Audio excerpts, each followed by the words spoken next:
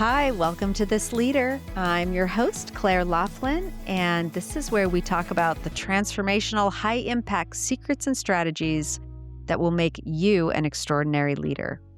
Today, we're talking about leading through hard times and how to be the kind of leader that your team needs when things get turbulent. Let's jump in. Okay, imagine this. Your team is heading into a hard season. Budget cuts, a reorg, a client crisis, I don't know, pick your turbulence.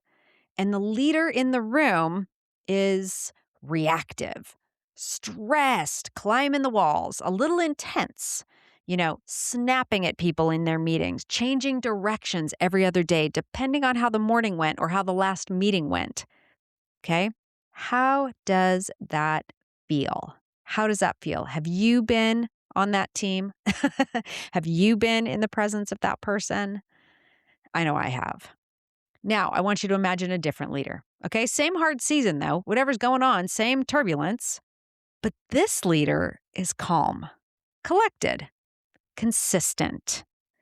You don't always know what's coming next on the outside, but you know that this leader is going to show up open, kind, curious, and connected. Okay? Same storm, two completely different experiences for the team living through it. So here's the thing, my friends. You don't get to choose whether hard times come. You never do. What you do get to choose is who you are as a leader and how you show up when the hard times hit.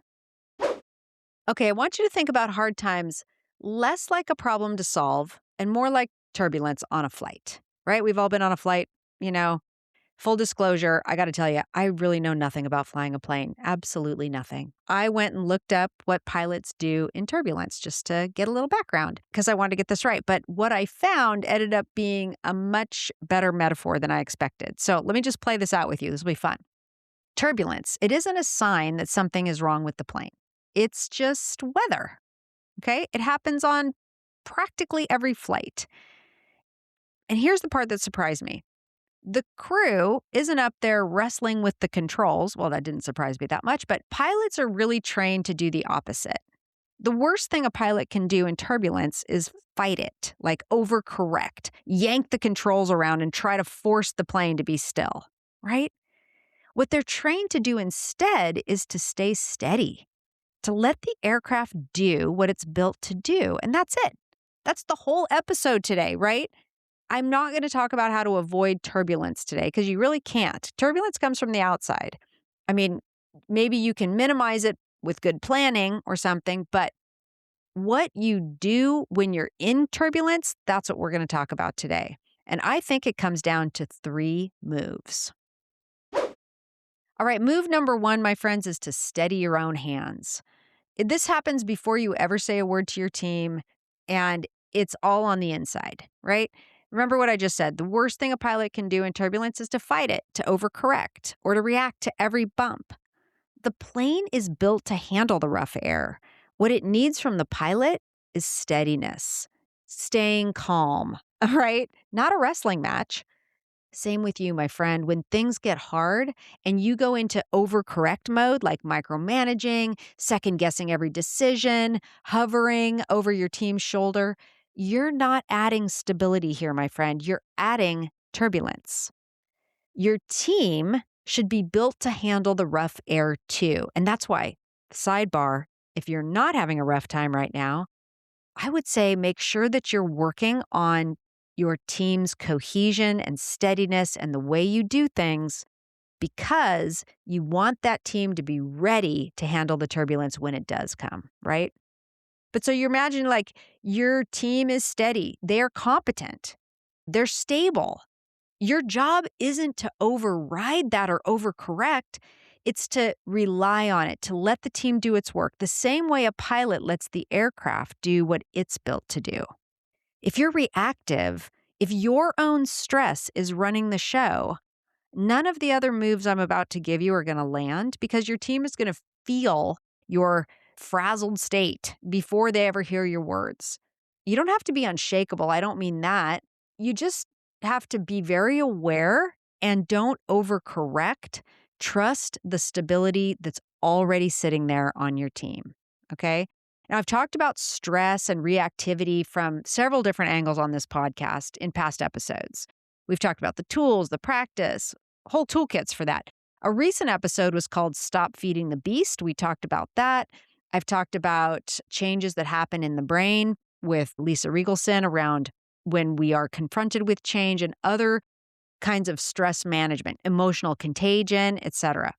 If this is a topic of interest to you, go catch those episodes. I'm going to leave some of the links in the show notes, okay? I'm also, by the way, working on some playlists for all of you. So if you're interested in a certain kind of a topic, I'm going to give you lists of different podcast episodes that you can listen to get a little more background. Okay. Anyway, for today, I want you to hold this. Steadying your own hands, that's step number one. Connecting with yourself, being calm, get your head right. Get your head right. I mean, it's not the whole job, but it's a doorway to the job and it's essential.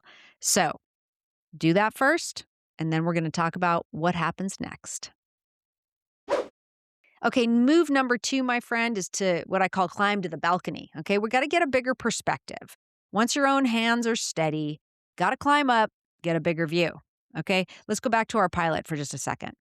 When that flight hits rough air, the crew isn't just gripping the yoke and hoping for the best. Okay, they're watching the weather radar. They're getting real-time reports from other planes. They're talking with air traffic control.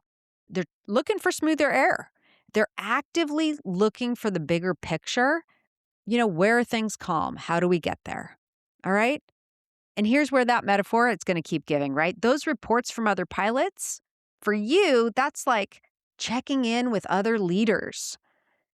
Check in with your leader friends, the ones you know to be calm and collected, those who might, already be flying through similar kinds of turbulence. Call them, ask what they're seeing. You don't have to navigate this airspace alone, and you shouldn't try to. Okay? Now, once you know where you're headed, pilots don't just announce it once and then go quiet. They communicate specifically, and they communicate over and over. That's the periodic updates they give you. It's repeated on purpose. Your team needs the same thing from you, not just one big speech about where we're going, but the same clear and steady message said, specifically, planned in a sense. You should plan this kind of communication, or you should definitely think it out in advance. Say it again and again and again until it lands. Your job here is to let them know, it's like confront reality, say, this is hard. There's no doubt about it.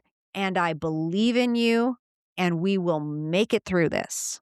Okay. Conveying that kind of confidence and belief in the team will really, really help. Okay.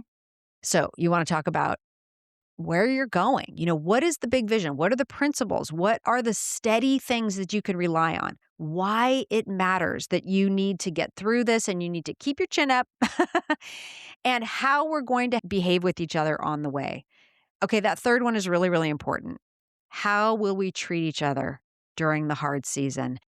It is every bit as important as what you do, how you do it. How you do it is every bit as important as what you do. And I'm going to say every bit as important as where you end up in the end. It's the thing that people will remember. They will remember when hard times hit, how did my leader show up? Okay? This move, it takes empathy and clarity together, not just one or the other. Because empathy without a clear direction, that's sort of commiseration. And it doesn't help people feel secure. But clarity without empathy, well, that's a leader who sounds a lot like a robot reciting the strategic plan while people are afraid. You need both. You need to say things like, I understand this is hard. Here's the facts. Here's what I know. Here's what I don't know. And here's where we're going and why it matters. And here's how we're going to work together while we get there. That, my friend, is the balcony view. Okay? So you need to get up above the fray, see what's going on, and communicate from that place. Okay? It's the where, the why, and the how. That's what keeps your team from panicking when they can't see what's going on up front. Okay? They can't see the instrument panel. That's why you need to communicate. All right, now we are at move number 3, chart the workable path. This is the one that might take the most pressure off you, so I want you to listen closely. You do not need a 3-year plan to lead your team through turbulence, necessarily. Necessarily, you don't need a 3-year plan. I say that because so many leaders, they hold themselves to this standard that's too high. Okay. When you're in the middle of a storm, you don't need to be perfect. You don't need everything fully mapped out. You don't have to have every move planned. In real turbulence, you often can't see that far ahead. You don't necessarily know what's going to happen next. What your team needs from you, though, is they need to know what's happening now and what we're going to do next. Okay? Those are the most important things. They don't need the entire roadmap. They need to know into the visible future what we're going to do. What's the next right step we're going to take? Okay? Now, that doesn't mean like if you know future steps, go ahead and share them. But what your team really knows is reassurance and the next step to take. Okay? So here's what I want you to practice saying. Here's the words. Team, this is what we're going to do right now. Okay? Or team, this is what we're going to do next. Full stop. Not the here's our 5-phase plan for the next 18 months necessarily. That can just be overwhelming when things are turbulent. But by all means, share the next move. Here's what we'll do next, and here's what we're hoping this gives us. Okay? Now, here's one more sentence I want you to add to that because it matters more than you might realize. Tell your team that you're doing your best with the information you have at the time. That single sentence, it does something very powerful. It's honest. It lowers the pressure on you to be superhuman. It builds trust because your team can feel the difference between a leader pretending to have it all figured out and a leader who's being straight with them about what they know right now. I heard something really interesting recently that I want to share. It was someone that was talking about leadership through the lens of cause and effect. And their approach was super simple and it just stuck with me. It was like, get clear on the effect that you actually want from your team, and then kind of reverse engineer that, work backward to the behavior that creates that effect, right? It's not a whole framework, but this is a very useful gut check. If the effect that you want is a team that stays steady and committed through hard times, then ask yourself, what's the behavior from me that gets the team closer to that? Then do it. Do that. Okay? Do that thing. That's kind of the next right move. What's going to keep my team steady, committed, and moving forward in the right direction? That's what I need to do. One more piece of this is consistency. And this is where a lot of leaders lose their team's trust without ever meaning to. Because it's not usually the bad days that break trust.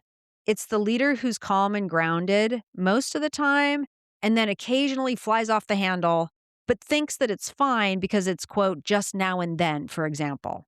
It's not fine, I promise you. Your team needs to trust you when they need it most. I always say, like, we need leaders in hard times. That's when we need leaders the most. And in fact, I get a lot of leaders that are saying to me things like, yeah, but that's hard. I go, yep, that's why you're the leader. That's why you get the big bucks. No. I mean, ultimately, that's when we need leadership. We need leadership when things get really hard, and we need leaders that people can count on. Okay? So keep that in mind. Steady hands, a workable next step, and the next workable step. Okay? Steady hands, good communication from the balcony, and a workable next step. And again, remember, hey, this is my best move with what I know right now, or this is what I know right now, team. With this information, let's figure out what to do next. And that's it. That's what you should be focused on when times are really hard.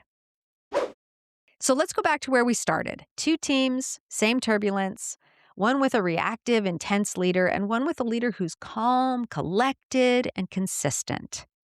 Now you know exactly what separates them. It's not personality necessarily. It's not luck.